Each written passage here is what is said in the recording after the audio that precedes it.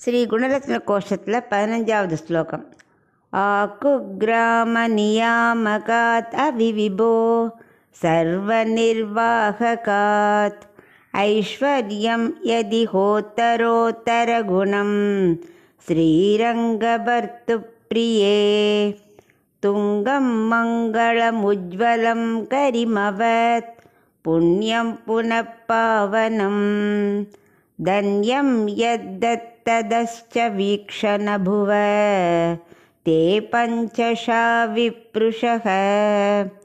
இப்போ இதுக்குள்ள அர்த்தத்தை பார்க்கலாம்.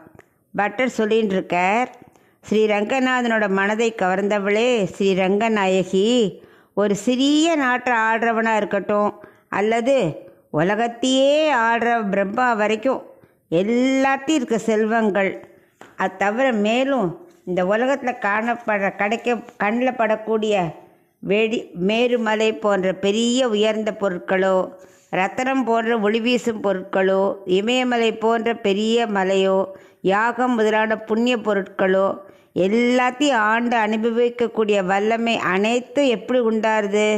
கருணையும் கடாட்சம் வீசுகிற உன்னது பார்வை மூலமாக தானே அப்படிங்கிறார்.